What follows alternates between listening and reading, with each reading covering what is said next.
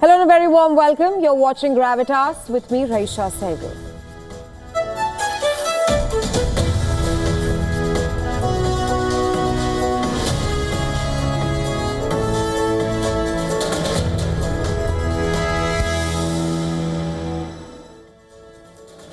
Our top focus on the show tonight, we continue to track what is happening in West Asia as the United States of America continues to attack Houthi strongholds in Yemen. The rebel group has claimed to have carried out a fourth attack in the last 72 hours on an American fleet in the Red Sea. Shifting our focus to another battlefield, we will tell you how the talks are not stopping the war. Because just hours after the Trump-Putin phone call, both Ukraine and Russia claimed to have struck each other's energy facilities. Also on Gravitas tonight, we will tell you about the royal snub, with Australia removing King Charles III from its $5 Australian note. All that and a lot more lined up for you on Gravitas. Let's get you started.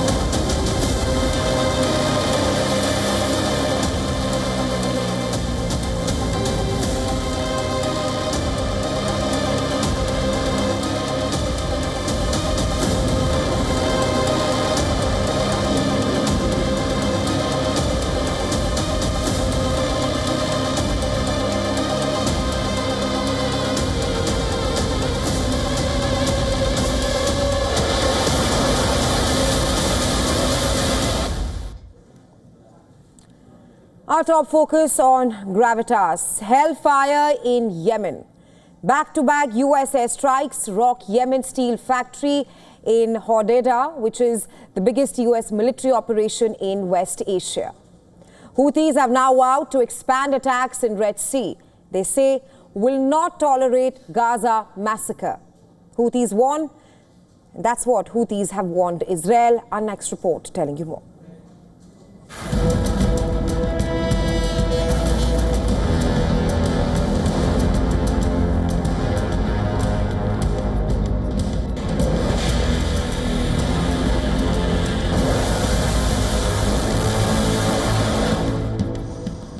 Houthis and Americans are locked in deadly battle. The US military has unleashed its superior firepower. Missiles screaming into the night sky. FA-18 Hornets taking off towards their targets in Yemen.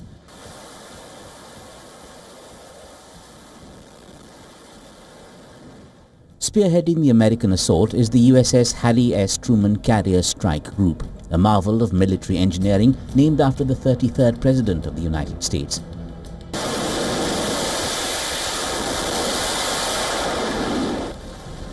USS Harry S. Truman is powered by 2 nuclear reactors. It has over 90 fighter jets armed with a wide variety of missiles. With a crew of over 5,000 personnel and a top speed of over 30 knots, this is one of the largest warships in the world. These carrier-based fighters are known for their speed, agility and firepower.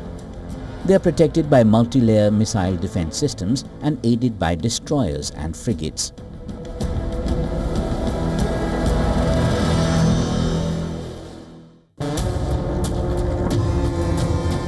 Houthis, undeterred by repeated American airstrikes, say that their cruise missiles and drones struck the USS Harry S. Truman. This was their 4th such attack within 72 hours. But the US military dismissed these assertions, saying that any attempted strikes have failed to reach their targets. Washington has pledged to hit Yemen with lethal and overwhelming force until the Houthis stop their attacks in the Red Sea and Gulf of Aden.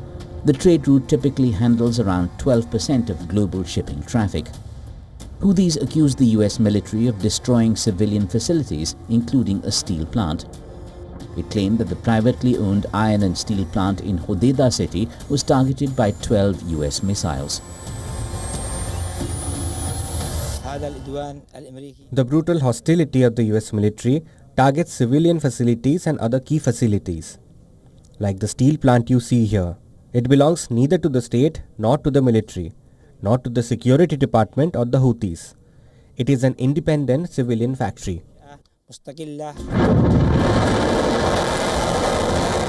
The Houthis have opened another front. They launched a ballistic missile at Israel. This is the first such attack in 2 months and warns of more in days to come. Israel says the projectile was shot dead by its Arrow defense system over Saudi Arabia. The Iran-backed group says it will expand targets unless Israel halts its renewed aerial campaign on Gaza, which has claimed hundreds of lives. The big question remains, will the tensions continue to simmer and widen the war in West Asia? Bureau Report, WION World is One.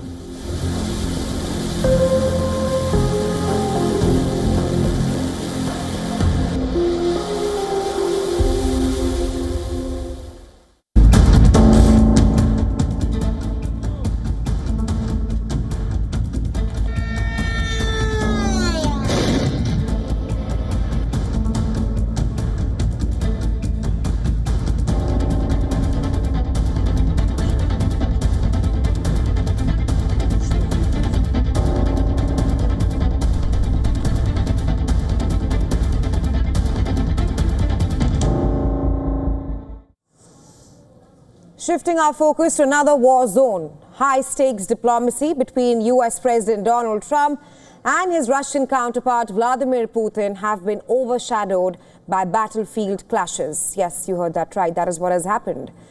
Just hours after the conversation between the two leaders ended, with Putin agreeing to a partial and temporary ceasefire, Russia and Ukraine claim to have struck each other's energy facilities. Trump and Putin spoke for more than 2 hours on Tuesday evening. And while the Russian president rejected Trump's request for a full 30-day ceasefire, to which Ukraine had agreed last week, Putin agreed on a moratorium on strikes on energy and infrastructure targets.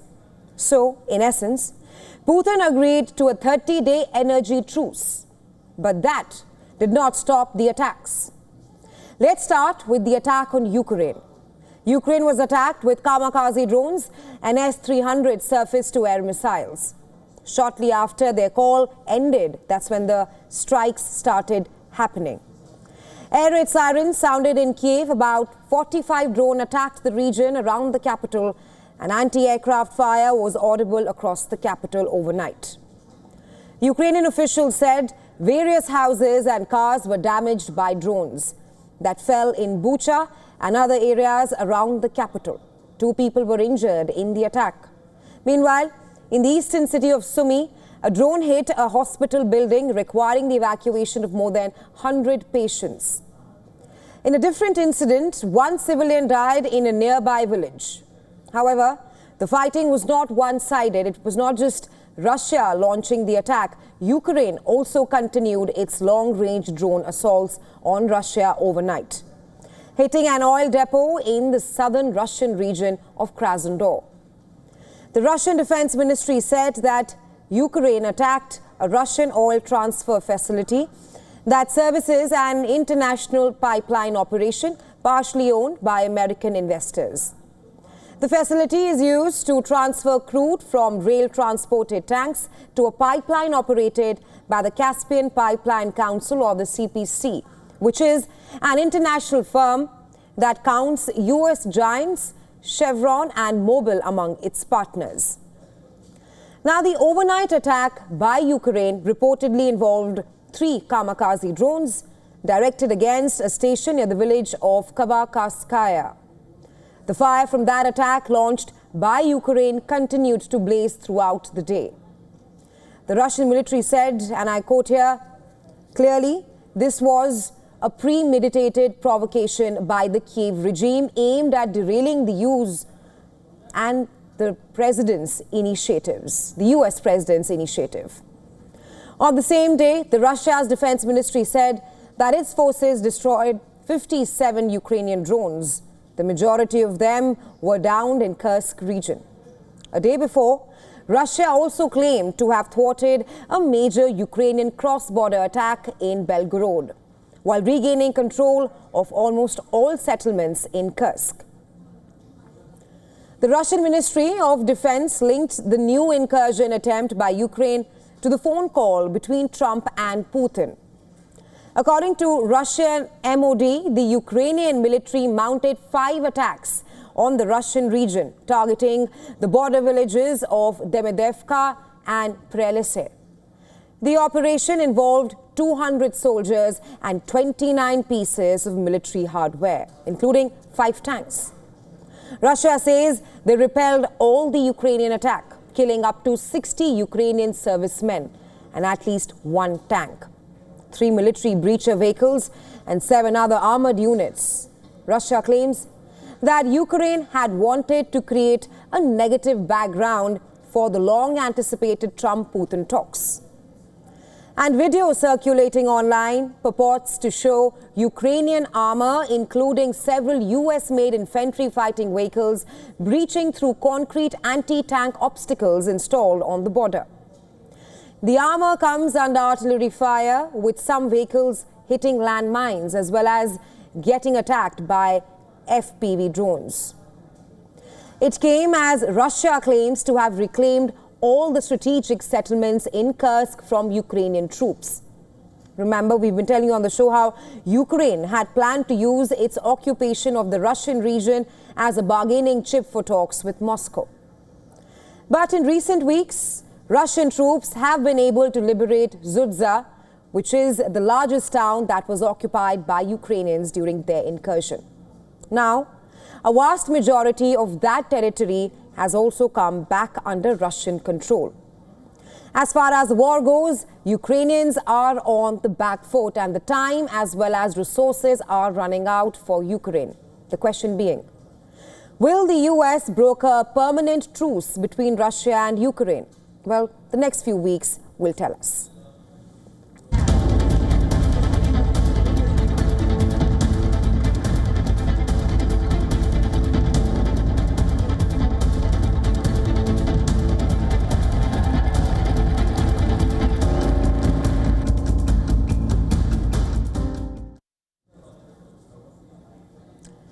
And now, the much-anticipated JFK files pertaining to the assassination of US President John F. Kennedy in 1963 have been revealed by the Trump administration. Some classified information seems to have come into light. A tweet by Russian-backed international news television network RT claimed that the CIA, or the Central Intelligence Agency, maintained a secret base in cities around the world. And from India, 2 major cities have been featured in this list. The files, which have been posted on the website of the US National Archives and Records Administration, seems to cast insights into secret CIA bases world over. The RT tweet listed out all these cities, urging viewers to find their city in the list. As per the tweet, the CIA held 2 secret bases in India, namely New Delhi and Kolkata. But before we dig any further, what are these secret bases all about? Well, CIA secret bases, also referred to as black sites, are clandestine facilities used by the agency for various intelligence operations, including detention and interrogation of suspected terrorists.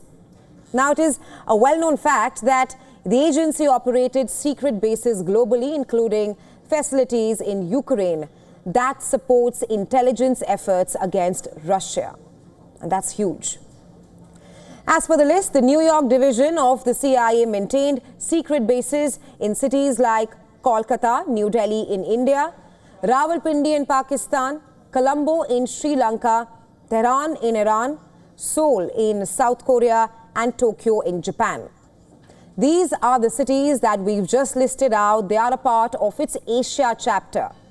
But as you may know, CIA has its wings spread wide and far, And the declassified files show just that, exposing CIA's secret bases in South Africa as well, under the AF division. That is what it is listed under. This includes cities of Nairobi in Kenya, Johannesburg and Pretoria, Lagos and Salisbury, among others. Similarly, in Europe, which is purportedly the largest among the CIA bases, cities of Barcelona, Berlin, Brussels, Copenhagen, Geneva, Lisbon, London, Madrid, Milan, Paris and Munich feature in this list of secret CIA bases world over. You see, this expose, if one may call it, is controversial, as some of these facilities, some of these CIA secret bases were also reportedly been subjected to legal scrutiny over claims that many detainees were held without formal charges or trials. As the files are now being scrutinized further, will this open up a can of worms in form of the US intelligence agency's long-buried top secrets and raise more questions than provide answers? The coming days will reveal more.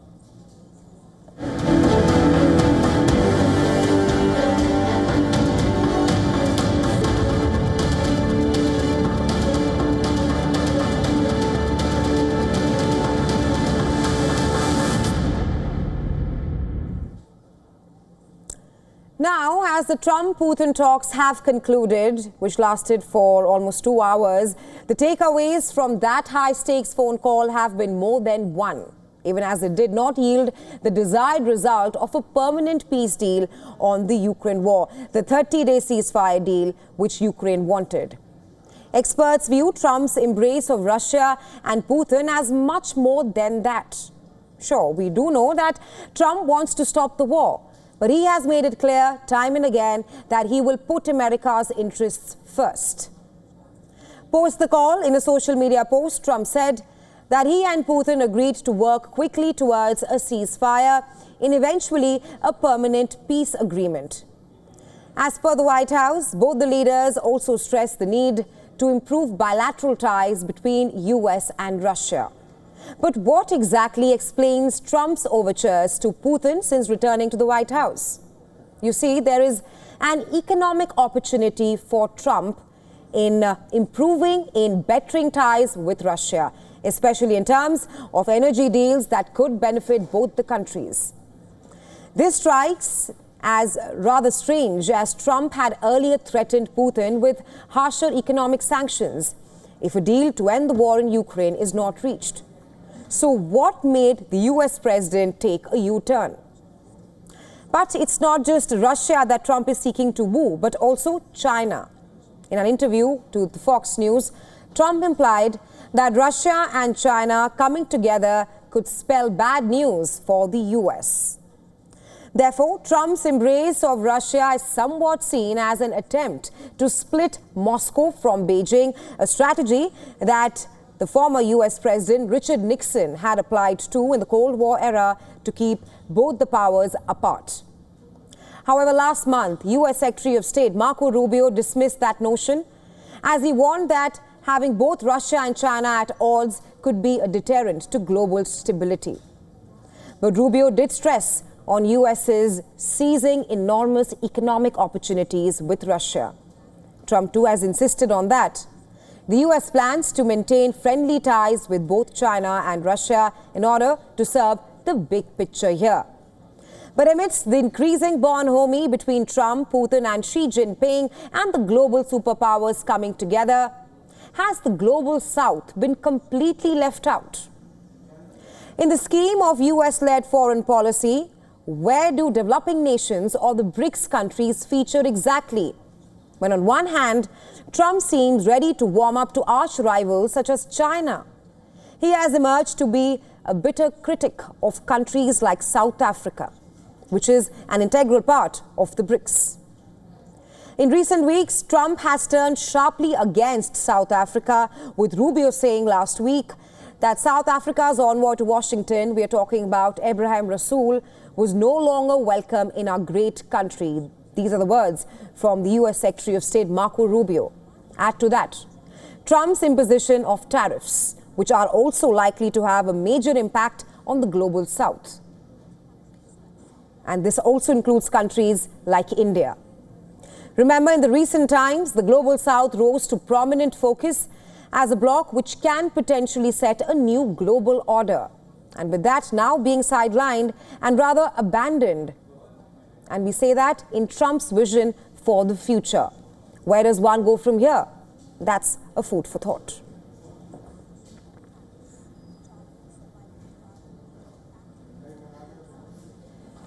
Well, on to some breaking news now. Ukrainian President Volodymyr Zelensky and US President Donald Trump have just concluded a highly anticipated phone call just minutes ago.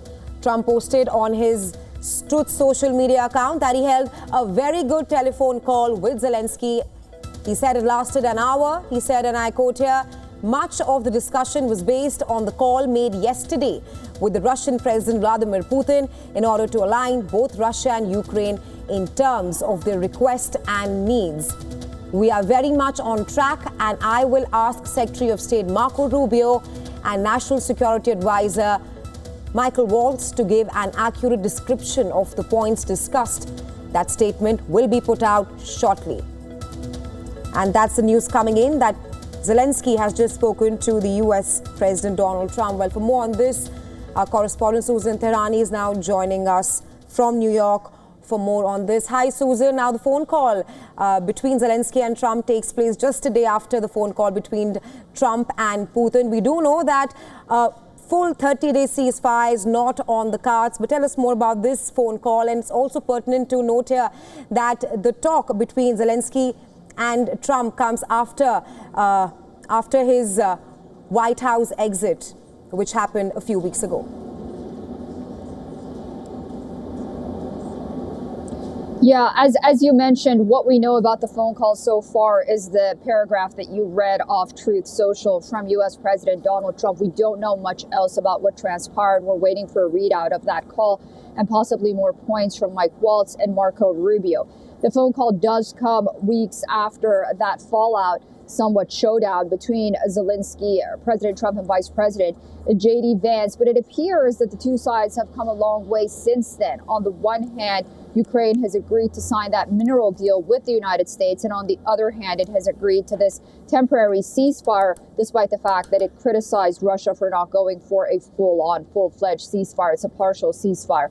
So I would think that Russia's concerns were telegraphed to Zelensky. And Zelensky, he said yesterday after that call that he wanted to learn more about what President Trump and President Putin discussed. I think that that's probably where they stood at that point to really get an explanation. Also this morning, when I was anchoring the news, we got report that Russia was still targeting some infrastructures inside Ukraine. That's a major cause for concern for Ukraine, considering the fact that, again, news had come that Vladimir Putin had told his generals to put a halt to those attacks for the 30 days. So a lot of moving parts. Let's wait and see what U.S. officials come out and say. I expect Zelensky's team to put out a statement as well, and I think we'll get a better understanding.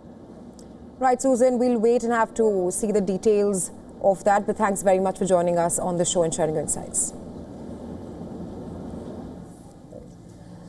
Well, let's tell you what else is lined up for you on Gravitas tonight. We will tell you about a camera the size of a car. Yes, we are talking about the largest digital camera ever built for astronomy and how it will change everything that we know about our cosmos.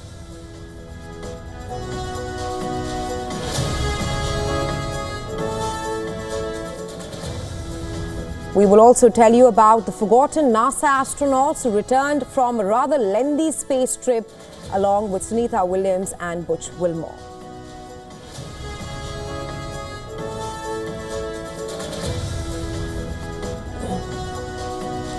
Also report on how Iranians are celebrating Nowruz with fireworks and dance.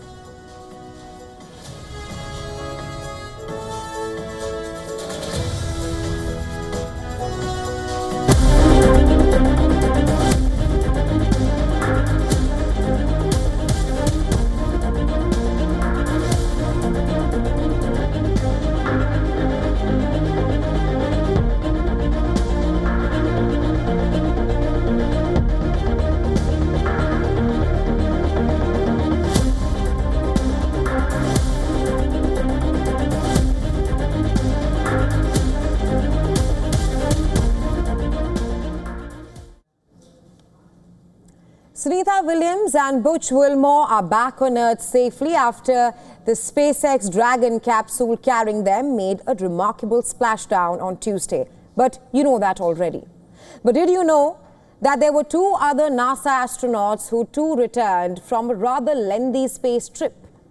But their homecoming was rather quiet. NASA's Nick Hague and Russia's Alexander Gorbanov accompanied Williams and Wilmore in the SpaceX Crew Dragon capsule, who were stuck for 9 long months in space. And that's on the crew nearing the Earth. The radio blared with a welcome note to which Hague responded, saying, "What a ride." Hague, by the way, also happens to be the mission commander. But why have we forgotten this amidst all the din and noise surrounding Wilmore and Williams' return? Both Hague and Gorbanov happen to be bona fide NASA astronauts with major credentials to boast of. Hague was selected as an astronaut in 2013 and donned prominent academic hats throughout his career. He is also a major sci-fi fan, which explains a great deal about his career choice. Meanwhile, Gorbanov, on the other hand, is a Russian cosmonaut who hails from the Kursk region of Russia. What made him a key member of this mission were his technical background and hands-on expertise in dealing with aircraft. Both talented astronauts sharing undying love for the outer space and the unknown. However, it is only fair for their contributions to be widely known as well as appreciated by the world at large. Shifting our focus now to Australia, it's out of the monarchy and in with Indigenous heritage in Australia. Australia has officially removed King Charles III from its $5 Australian note, choosing instead to honour the country's First Nations culture.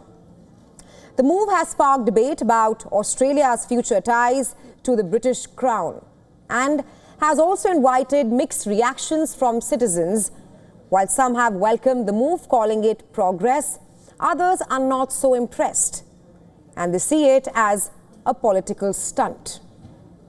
Australia's $5 note borne the face of Queen Elizabeth II since 1992. Now, it will be redesigned to reflect Aboriginal and Torres Strait Islander people. For the unversed, while Aboriginal refers to the original people of mainland Australia, Torres Strait Islander refers to the original people of the 274 islands located north of Australia in the Torres Strait. The Reserve Bank of Australia has revealed a design celebrating the country's Indigenous people, and it will replace the image of the monarch on Australia's $5 note. The new note, bearing the theme selected from more than 2,100 public nominations, will be the first not to feature a monarch. Now, before selecting the theme, the RBA engaged with First Nations organizations across the country to encourage submissions, and the redesign panel included First Nations representatives as well as those from the RBA and Note Printing Australia. Here's a little history now. Australian banknotes and coins have borne images or engravings of Indigenous people, plants and animals since the 19th century. That's when the country still used pound sterling. And the proposal to feature Indigenous history instead of the new monarch, King Charles III, drew some criticism when first announced in 2023, but it was then welcomed. You see, the British monarchy is losing favourability in most countries in the Commonwealth. King Charles III is the head of state in only 15 Commonwealth countries, meaning that fewer than 10% of Commonwealth citizens have him as the head of state. And of those that do, most simply don't seem to care. Coming back to Australia now. The move to remove King Charles III from the currency has sparked a debate about Australia's future ties to the British Crown. What does that say about the state of British Crown? That's a topic up for debate. Okay, so what's common between France and the United States of America? Both the countries are grappling with egg shortages amid rising demand. In France, a shift in consumer habits is leading to a surge in egg consumption. As meat prices rise, French shoppers are turning to eggs as a more affordable protein source. In 2023, the average French person ate 224 eggs, which is up from 200 in 2003. This increase has been notable, with French consumers buying 300 million more eggs last year alone. With eggs costing as little as 1.37 euros for a six-pack compared to over 2.50 euros for a 100-gram portion of meat, eggs have clearly become the go-to choice for families seeking savings. However, the demand for eggs, it has now resulted in major shortages in France. Farmers are now struggling to meet the increased need, especially as many are transitioning to free-range fueled by fears of bird flu, although French hens have so far remained unaffected. Now, this shift in consumption from meat to eggs is not just driven by economics. A poll by Harris Interactive revealed that 53% of people have reduced their meat consumption over the past 3 years, with 52% citing cost savings as their main motivation. Health, environmental concerns, and animal welfare also play a major role in this trend. Well, as eggs become more sustainable and budget-friendly option, they are strengthening and solidifying their place in French diets as people move away from traditional meat-heavy meals.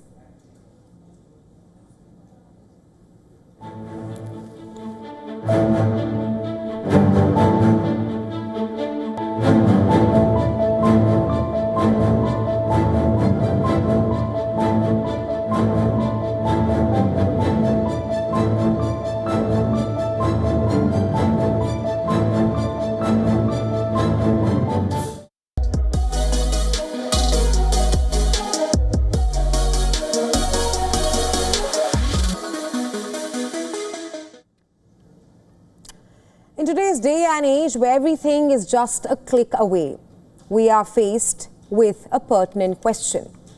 Are we evolving or are we losing something essential? To put it in simple words, is AI, artificial intelligence, making us smarter or stupid? Or have we reached the peak of human intelligence? Well, according to multiple studies from around the world, the average person's ability to reason and solve problems is on a decline. We're not saying it.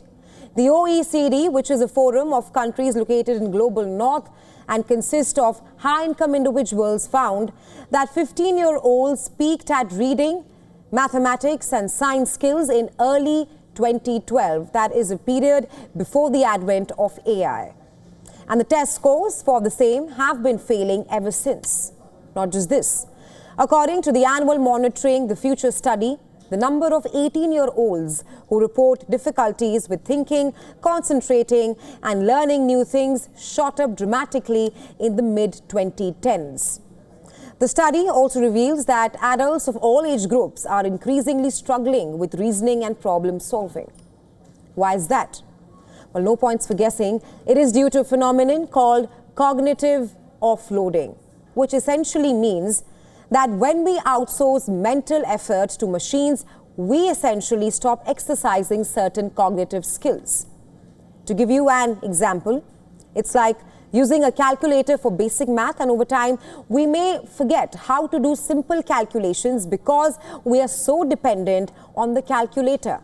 Similarly, with AI promising convenience, there has been a growing dependence or reliance on AI to make decisions.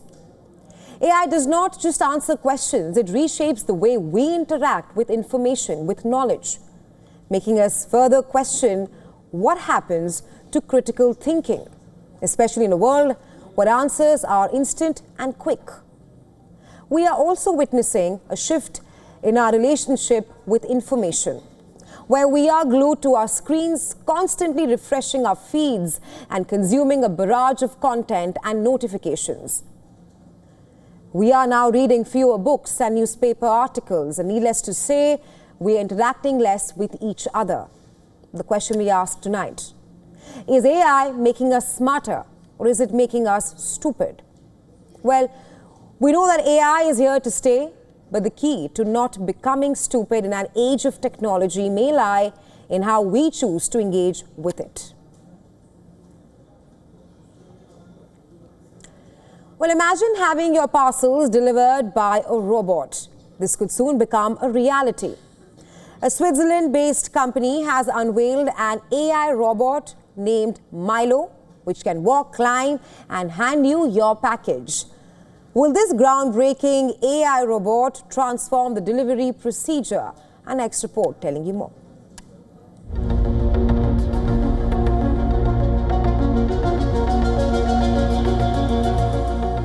The future of doorstep delivery is here. Meet Milo, a four-legged AI-powered robot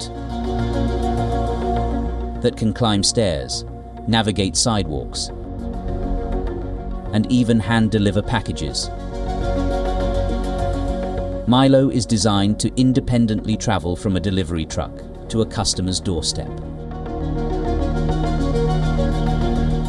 The robot can also traverse a variety of obstacles along its route. It's equipped with 4 legs that allow it to hop down from a truck to the ground, and wheels that let it whiz down the sidewalk. Milo also has a crane-like arm on top that can directly hand customers an envelope or small package. The AI robot has been unveiled by WION, a Swiss robotics firm. It was showcased at NVIDIA's annual Software Developer Conference in San Jose, California on Tuesday.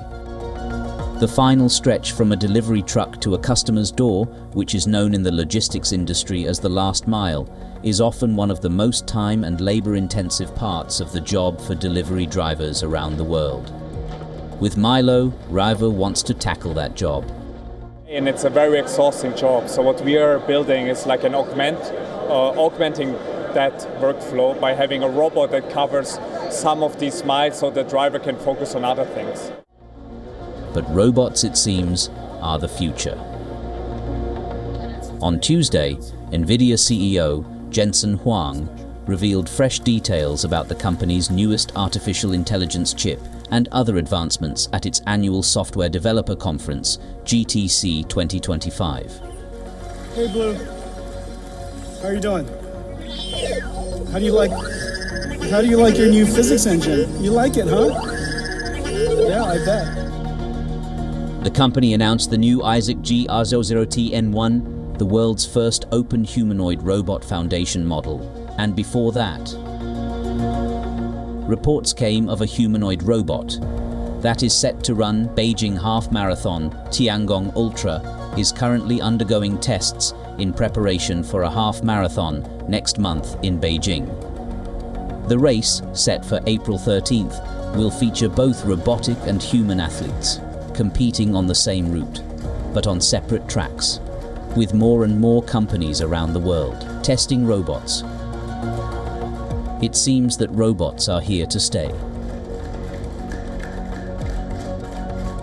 Bureau Report WION World is One.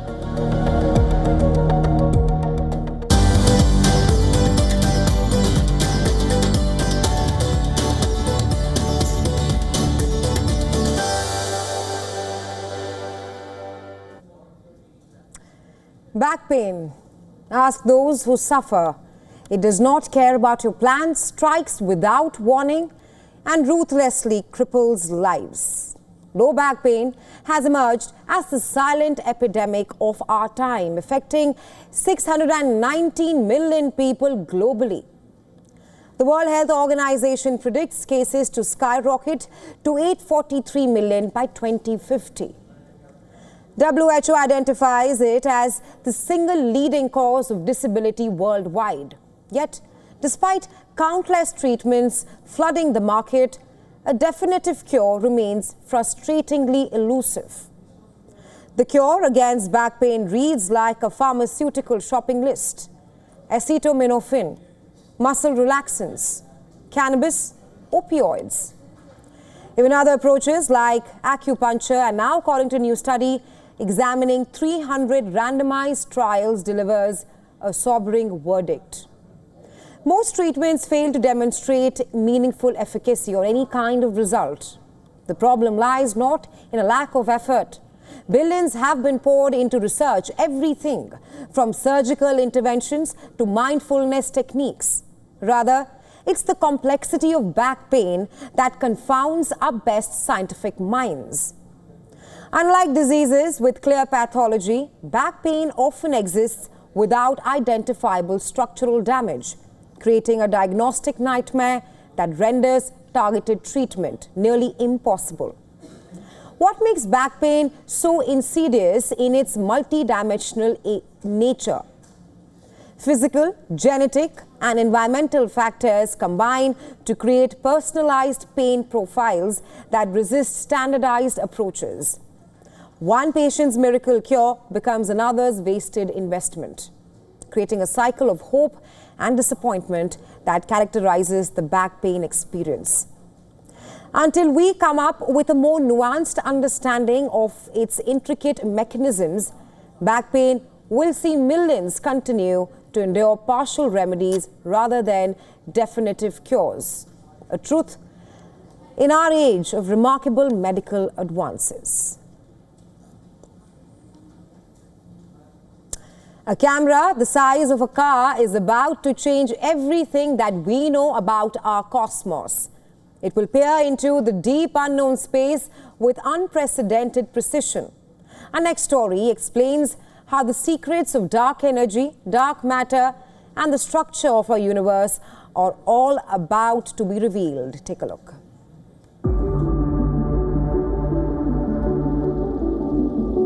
Are there more advanced life forms in the cosmos? What is lurking in the cosmic shadows? What invisible forces are shaping galaxies and bending light across the vast expanse of space? As humanity peers deeper into the universe's most profound mysteries, a revolutionary new eye on the cosmos stands ready to peer into the darkness. From an isolated Chilean mountaintop, mankind's most ambitious astronomical instrument prepares to solve the universe's most elusive mysteries. On a mountaintop in northern Chile, the world's largest digital camera is powering up. Its mission is simple but ambitious: to photograph the entire night sky in extreme detail and unlock some of the universe's deepest secrets. The camera has a resolution of 3,200 megapixels, roughly the same number of pixels as 300 cell phones, and each image will cover an area of the sky as large as 40 full moons. Every 3 nights, the telescope will image the entire visible sky, producing thousands of pictures that will let astronomers see anything that moves or changes brightness. Astronomers expect this high-tech camera will discover about 17 billion stars and 20 billion galaxies we've never seen before. With every image, the Vera Rubin Observatory's camera will redraw the boundaries of our understanding. The hunt for dark matter, dark energy, and hidden galaxies is about to accelerate. The universe has never been closer to revealing its deepest secrets. Bureau Report, WION The World is One.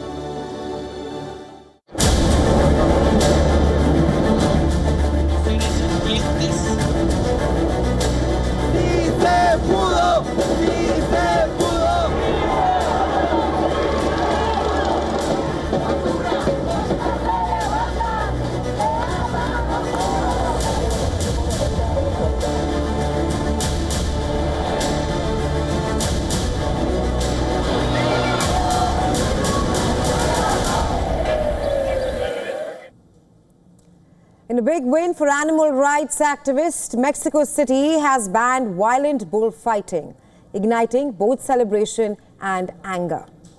On Tuesday, lawmakers in Mexico City voted in favor of a bloodless bullfighting.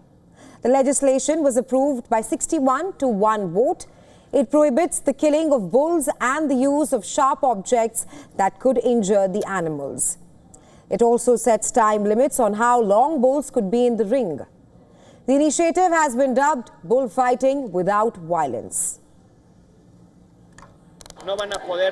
They will not be able to have the banderillas. It will last up to a maximum of 15 minutes for each bullfighter who wants to fight the young bull or the fighting bull. The most important thing is that there will be no suffering that involves blood and, above all, the death of the animal. The decision has sparked demonstrations from bullfighting supporters and matadors. The National Association of Breeders of Fighting Bulls in Mexico say bullfighting generates more than 200,000 jobs across the country. It is an activity where the fighting bull dies, as its nature demands in the bull ring. Because it is not a fattening animal, it is a beast. It is a beast that faces a bullfighter, a human, and dies, as its nature demands. On the other hand, animal rights activists hailed the bill. They walked on the steps of Mexico City, pumping their fists.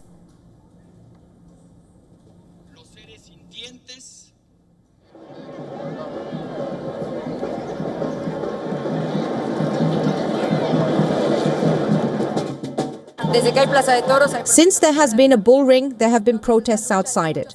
So this is the struggle of many years of many activists. This issue had never reached the Congress, and today, for the first time in history, it has reached the Congress. So we are very happy. In addition, it is the first citizens' initiative to be voted on in the history of Mexico City. Bullfighting has long been considered a tradition in Latin American nations, drawing in big crowds to the arenas. In June 2022, a judge in Mexico City banned the practice, ruling that bullfights violated city residents' rights to a healthy environment free from violence. The ban was overturned by the country's Supreme Court next year, allowing bullfighting arenas to be flooded once again. All right, Nigeria is betting big on scorpion venom. Yes, you heard that right. In Lagos, over 10,000 scorpions are being milked for their venom with hopes of profiting from its sales in the global market. In a less-known fact, scorpio farms exist and are quite a lucrative business. Its venom has medicinal properties. It's used in cosmetics, and yes, a liter costs several millions of dollars. The mostly needed venoms of scorpion is the dead stalker and the emperor for now. That's why if you want to go into it, you go into the two things that is demanded in the market. Driven by the promise of big money, farmers in Lagos have been milking venom from species in high demand. Each scorpio comes out with 2 milligrams of poison daily. After the poison is extracted using tweezers and tongs, they are fed and nursed ahead of next extraction. Interestingly, 3.4 liters of scorpio poison is about $10 million US, which essentially means hundreds of thousands of scorpios need to be milked to turn the venture into a profitable business.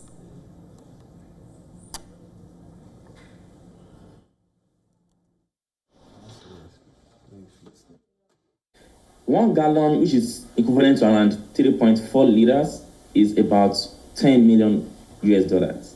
That tells us how lucrative having, the scorpion venom market is. However, to get even 2 meals is a challenge. You probably have to, milk about thousands of scorpions to have something tangible to sell. But despite the prospect of high returns, the business of milking scorpions is highly capital intensive and comes with a host of challenges that include farms optimizing conditions like temperature and diet. While hundreds of farmers rely on scorpions for a living, scientists say that with the advent of AI, the profitability of scorpion farming could change with time. In a landmark ruling, the South African court has banned commercial fishing for 10 years to protect penguins on the brink of extinction. 6 key breeding areas are to be safeguarded off the South African coast to help save the African penguin. Fishing will be restricted near colonies on Robben Island and Bird Island for 10 years. The 6 closures fulfill a long-standing demand of conservationists to arrest the plummeting numbers of the South African penguin. Now, the International Union for Conservation of Nature listed the African penguin critically endangered in 2024. The numbers are alarming.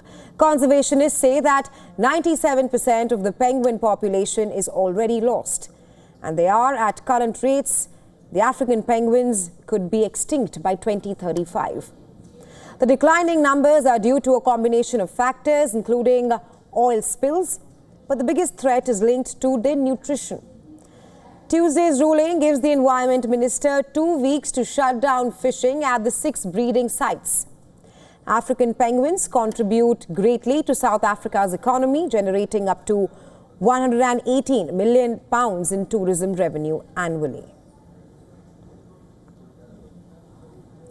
While spring is in the air, and in Tehran, Iranians celebrate it by lighting fireworks and dancing around fire ahead of Nowruz, which marks the onset of a Persian New Year. Our next report telling you more.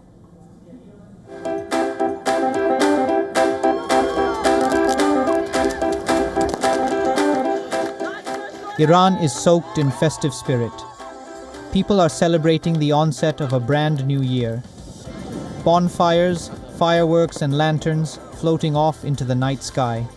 The Fire Festival, also known as Chahar-Shanbe Sori, is celebrated annually on the eve of the last Tuesday of the year, just before the spring holiday of Nowruz kicks in.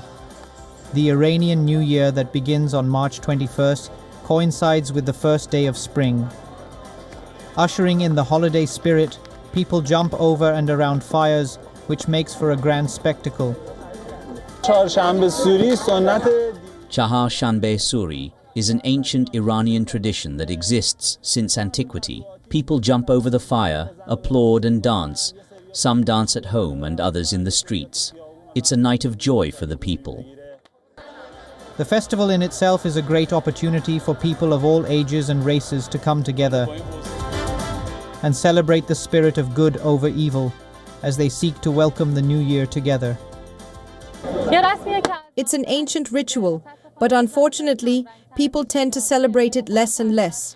I hope that people will always find an occasion, like Chahar-Shanbe Suri, to gather, joke, laugh and jump over the fire. For many, it serves to be a reminder of hope and that happy times are around, even in grave and grim situations. In this bad economic situation in which we all find ourselves, we came to have some fun to cheer ourselves up. I hope that during the new year, all problems will disappear and good things will happen to everyone. Bureau Report WION World is one. And before we end the show, we leave you with Gravitas Worldview. Thanks very much for staying with us. You are watching WION World is One. Stay tuned.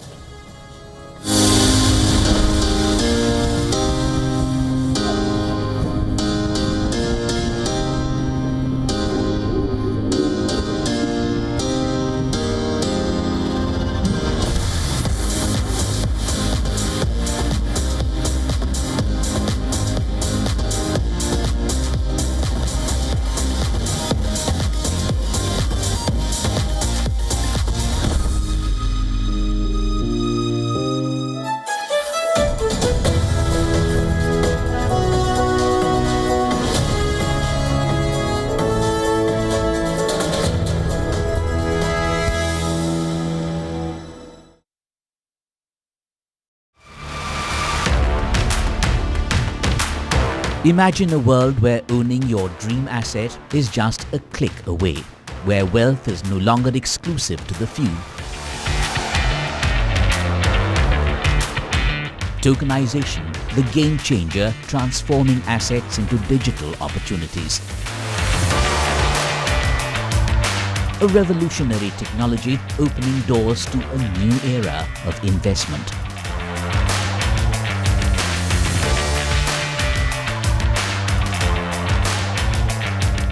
Don't miss Token Money Magnet, a bold initiative by Kalp Foundation.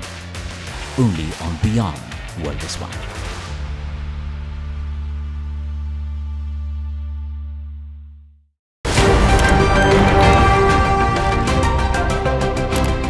Ready to dive into your daily dose of news?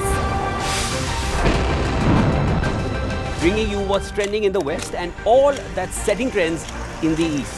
And all of this served up with a side of insightful banter. We don't just bring you the latest stories. We bring you your talking points for the day. And while you do that, from the busy streets of New York, I will provide you with deeper insights on the developments through the course of the day in the U.S. The show that keeps you ahead of the global curve. A conversation you'd want to be a part of. A place where news becomes an engaging exchange. We bring you stories that impact your present. This is World DNA. Join the conversation.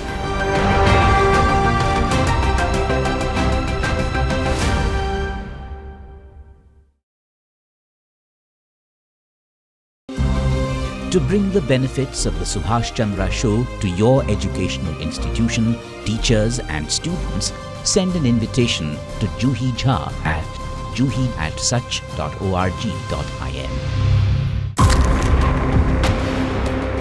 From President Trump's threats on tariffs, anti-America claims, protection of Afrikaners, and now the expansion of South African ambassador to the US, the nation turns to Europe and vows to deepen cooperation at a summit in Cape Town as both grapple with aid and trade threats from the new US administration.